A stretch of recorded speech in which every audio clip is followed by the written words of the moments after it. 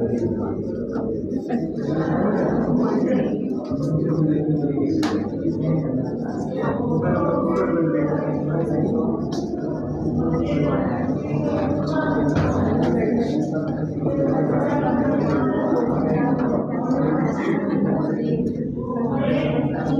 से सुनिएगा, एल्केन के अंदर एक टाइप का आइसोमेरिज्म होता है जिसे हम बोलते हैं कन्फर्मेशनल आइसोमेरिज्म। कन्फर्मेशनल आइसोमेरिज्म में इधर देखो, दो कार्बन एटम एक दूसरे से सिंगल बॉन्ड के अगेंस्ट रोटेट करते हैं। अब अगर मैं मान लूं कि मेरे पास कुछ कार्बन है और ये दोनों कार्बन अपने सिंगल बॉन्ड के अगेंस्ट रोटेट कर रहे हैं,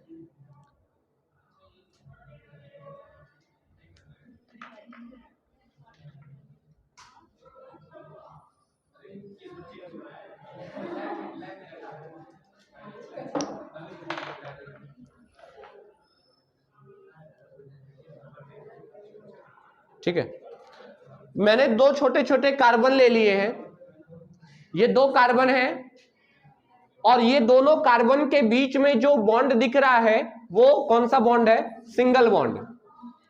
अब यहां पर दो कार्बन है और दोनों कार्बन के बीच में कौन सा बॉन्ड है? सिंगल बॉन्ड है। हालांकि अब आपको मैं रोटेट कराऊं तो एक को मैं पूरा पकड़ के इसको मैं इस देखो ऐसे रोटेट करा रहा हूं।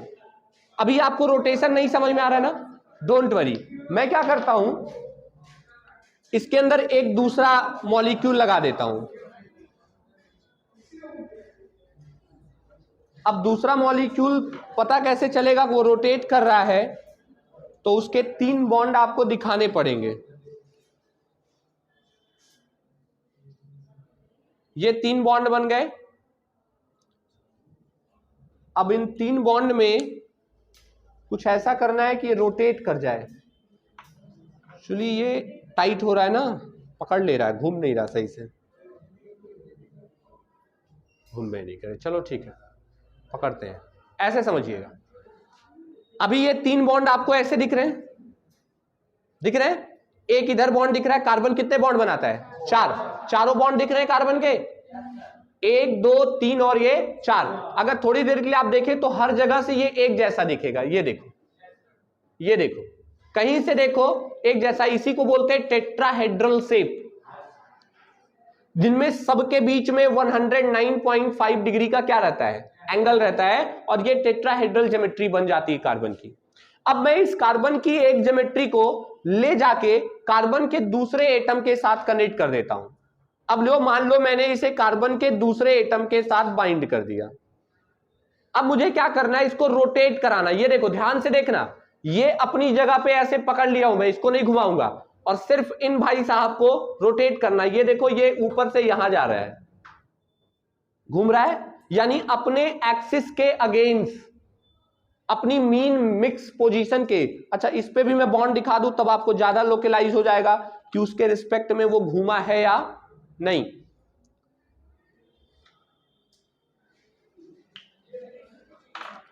मेरी बात समझिए, ये स्ट्रक्चर ही नहीं पकड़ेगा।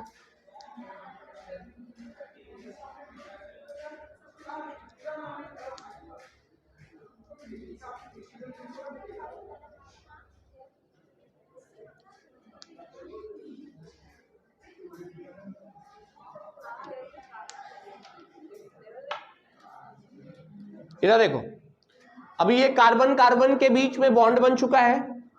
3 बॉन्ड कार्बन के ये हैं, 3 बॉन्ड कार्बन के ये हैं। ये एथेन मॉलिक्यूल है। कौन है? इथेन। इथेन का फॉर्मूला क्या होता है बताओ? C2H6। अब अगर मैं इसका स्ट्रक्चर बनाऊं तो ये 2 कार्बन हो गए, एक कार्बन ये, एक कार्बन ये। अब इस कार्बन के 3 हाइड्रोजन में 1 2 और ये मान के चलो ये तीसरा वाला है 3। ऐसे इसके भी 1 2 और ये 3। आप मेरी बात समझिए, यही है ये इमेज, वेरीफाई कर लीजिए। सबको समझ में आ रहा है? ऐसे बन गए ये 2, ये देखो ये नीचे है और ये एक ऊपर है। ऐसे सामने वाले का 2 नीचे है, एक ऊपर। इस तरह से ये स्ट्रक्चर बन के तैयार हो गया इथेन का। अब कन्फर्मेशनल आइसोमेरिज्म में क्या करना है, ध्यान से सुनना है। एक को पोजीशन को फिक्स रखनी है और दूसरे को उसी के फिक्स पोजीशन के अगेंस्ट में क्या करना है, रोटेट करना है। अब रोटेट कैसे करना है, इधर देखिए, जैसे ये लगा हुआ है तो अभी तो ये बराबर बराबर है, सेम जगह है। अब मैं क्या किया, इसको रोटेट करके ये देखो बदल गया।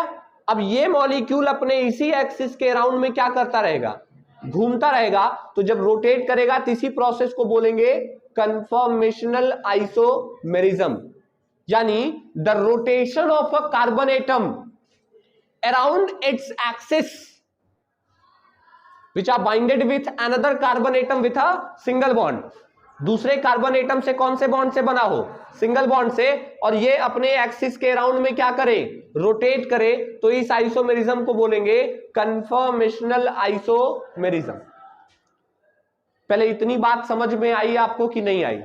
अगर मैं बीच के दूरी को हटा दूं और दोनों को पास लेके आऊं, ये अभी दोनों को ध्यान से देखो, ये अपवर्ड है? ऐसा नहीं लग रहा है दोनों एक दूसरे के पीछे पीछे सब लगे हुए हैं? अरे भाई एक दूसरे के पीछे पीछे ही तो है सब, देखो ऐसे देखो, है ना, एकदम एकदम। अब क्या होगा, क्या इन दोनों के बीच में अट्रैक्शन होगा? इन दोनों के बीच में कोई अट्रैक्शन होगा? नहीं, रिपल्सन होगा, क्योंकि दोनों क्या हैं, हाइड्रोजन।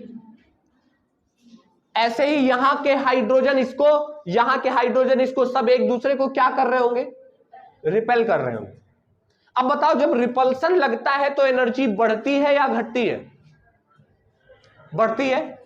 अच्छा, जब रिपल्सन लगेगा एनर्जी बढ़ेगी तो स्टेबिलिटी क्या हो जाएगी, कम हो जाएगी। इसका मतलब जब इनके बीच में रिपल्सन सबसे ज्यादा होगा तो इनकी स्टेबिलिटी सबसे कम होगी, और जब इनके बीच में रिपल्सन सबसे कम होगा तो इनकी स्टेबिलिटी सबसे ज्यादा होगी।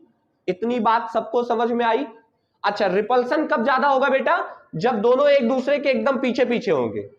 अब जैसे मैं रोटेट करूंगा, ऐसे कर दूंगा तो गैप बढ़ गया ना, यानी रिपल्सन क्या हो गया, कम हो गया। तुम लोग भी देख लो भाई, बढ़ गया घट गया, है ना। यहां से ये देखो, अभी ये देखो, ये देखो, इसमें क्या दिख रहा है, इसमें दिख रहा होगा कि इन दोनों के सेंटर में ये आया है, बीच में आया है।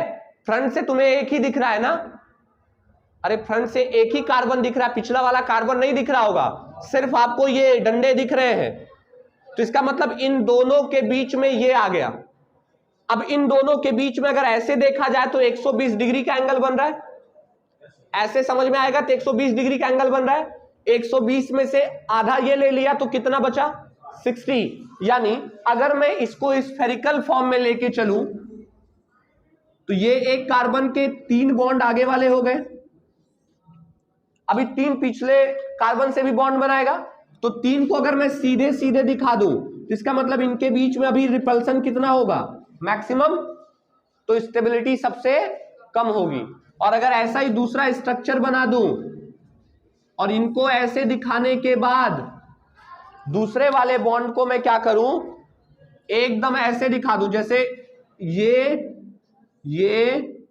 और ये, तो ये एकदम डिस्टेंस पे आ गए, तो ये स्टेबल हो गया और ये क्या हो गया, अनस्टेबल। यहां देखो ये बीच में है, स्टेबल है, और एकदम फिक्स हो गए, अनस्टेबल।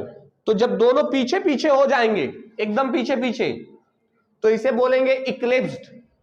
क्या बोलेंगे, इक्लिप्स्ड। और जब दोनों के बीच में 60 डिग्री का एंगल बन जाएगा तो इसे बोलेंगे स्टैगर्ड, स्टैगर्ड। और जब 60 और 10 के बीच में कुछ होगा, 1 degree, 2 degree, 2.5 degree, 3 degree, 3.5 degree, ऐसा कुछ, तो अब उसे बोलेंगे स्क्यू या गाउच, स्क्यू या गाउच। तो बताओ यहां पे अभी एकदम डिस्टेंस पे है तो क्या बोलोगे, इक्लिप्स्ड। अब और इन दोनों के बीच में कहीं भी रहेगा तो क्या बोलोगे, गाउच या स्क्यू फॉर्म बोलेंगे। अब इसमें कोई दिक्कत? इसे रिप्रेजेंट करने का तरीका दो है, एक ऐसे और एक ऐसे। जब ऐसे रिप्रेजेंट करते हैं इसे सॉहॉर्स प्रोजेक्शन कहते हैं, सॉहॉर्स, और ऐसे करते हैं तो न्यूमान प्रोजेक्शन कहते हैं। दो तरीके से हम इसे रिप्रेजेंट करते हैं, न्यूमान, सॉहॉर्स। ठीक है, लिखिएगा 2 लाइन तब।